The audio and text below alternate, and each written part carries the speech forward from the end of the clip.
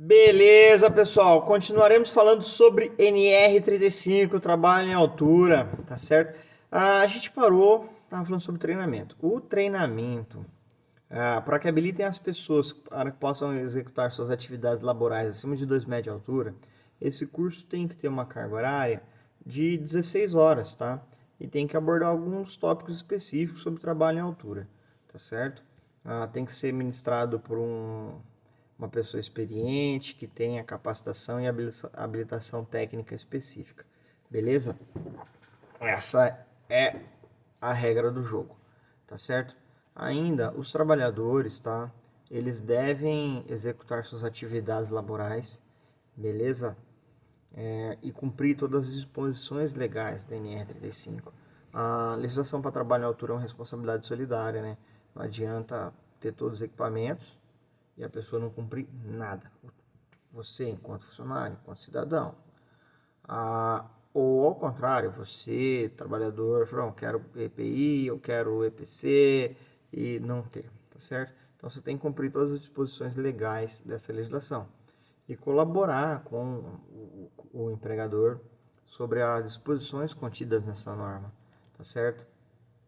Além do treinamento, tem que ter um controle médico muito específico, tá? Deverá ser submetido aos exames e o médico do trabalho, ele vai avaliar esse trabalhador e ele vai falar se esse trabalhador está apto ou inapto para o trabalho em altura, tá certo?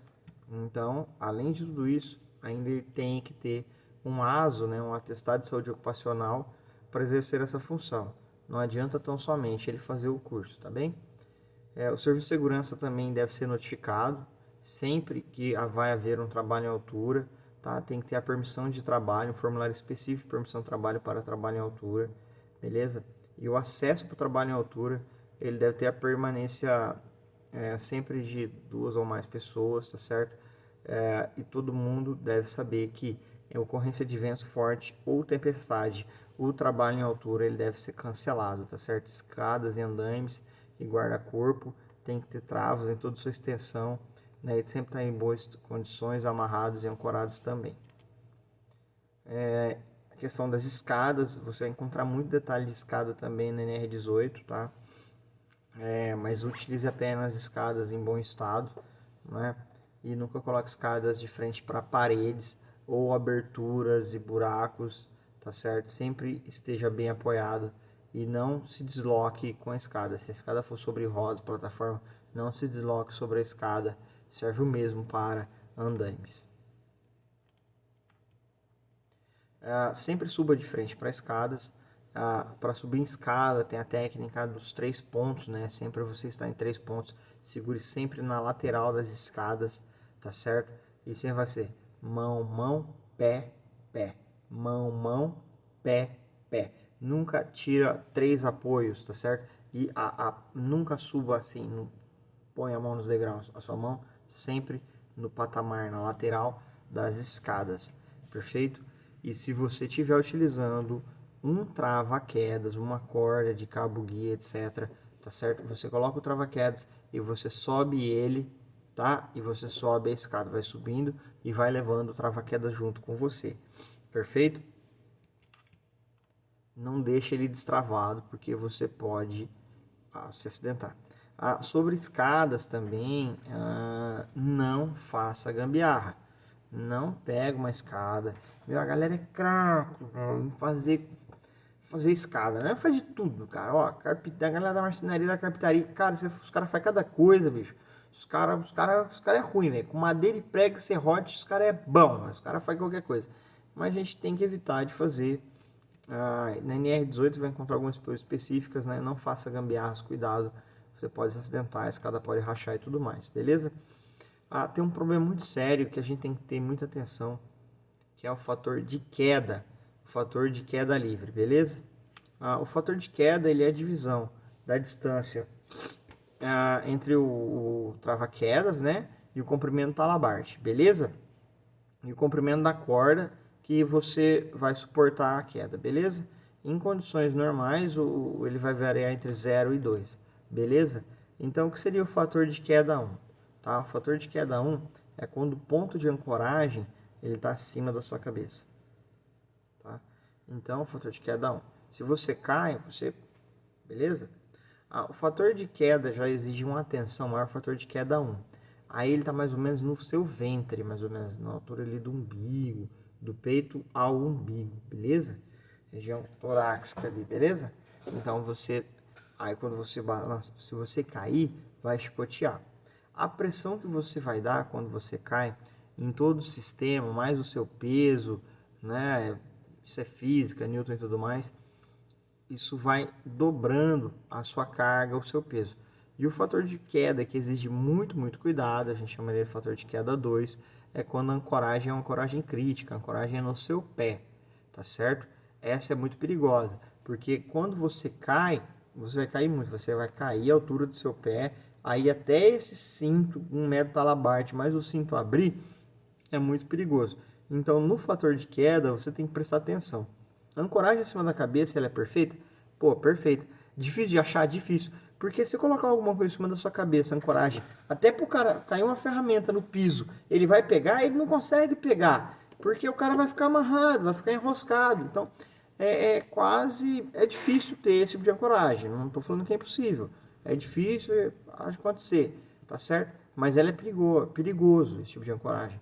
Existem os trava-quedas retráteis hoje, né? São como cinto de segurança, que ele bate, absorve o impacto, ele estica uma certa metragem e tudo mais, tá? Mas é perigoso. Agora, se você tá abaixo do seu pé e você cair, você vai dar uma chicoteada, uma pancada na parede ou onde seja, pegar em algum lugar, muito forte, né? E você pode dobrar o seu peso, tá certo? Então a gente tem que tomar muito cuidado com o fator de queda, tá certo? Então, se tiver no seu pé, você pode ter um problema muito sério, né? Muito crítico, beleza? Um detalhe muito importante são as cordas e os cordins. Olha, as cordas você tem que utilizar uma certificação, tá? A gente utiliza muito na construção civil aquela corda da NBR 15986 de 2011, tá? A NR18, utilizada a corda para trabalho em altura e trava-quedas. Muita cordoaria bombeiro, chama, enfim, eu uso utilizar espaço confinado, amplamente utilizado. Olha, a corda ela tem que ter alma, tá certo? Ela tem que ter uma resistência muito boa, tá certo? Ela tem que ser poliamida, tem que ter alma, ela tem que ter uma fita de identificação interna, tá certo? Essa corda tem que ser armazenada corretamente, não pode estar puída, não pode estar lascada. Se você vê a alma dela quando você aperta a corda, né? Se você apertar ela assim e o dedo afundou, significa que essa corda já não serve mais. A alma dela, ela retroagiu, ela sumiu. Então você tem que considerar também o peso da pessoa em todo o sistema.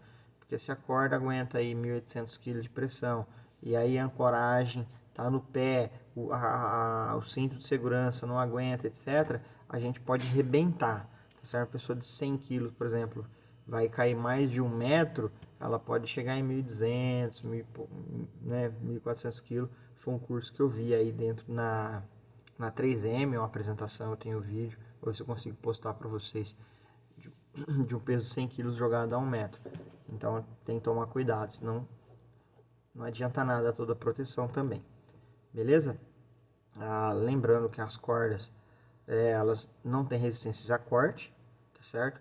Ela tem uma resistência até a torção. A corda tem que ter uma facilidade em se fazer nó nela e desfazer o nó, tá certo? E ele é compatível, tem que ser compatível para interagir com todos os dispositivos de segurança, beleza? Ela tem que ter a capa, né, que é a trama dela, tem a alma e aquela fita de identificação, lembrando disso, beleza? Existe a norma da NBR 15.986 que fala sobre cordas e cordinhos aí, como deve ser feito, tá bom? A ancoragem. Então a ancoragem, você presta muita atenção, a gente pode usar ancoragem. A ancoragem a gente pode usar fita para fazer ancoragem, tá certo? Fazer qualquer ponto. Então você tem que deixar os pontos de ancoragem, então assim, evitar de colocar ferro e ferro, né? Fita e corda, né? Então, a gente tem que usar, vamos supor, um mosquetão como conector. Muito difícil as pessoas utilizar esse tipo de equipamento, tá bom? Mas a fita de ancoragem ela é fácil, prática, né?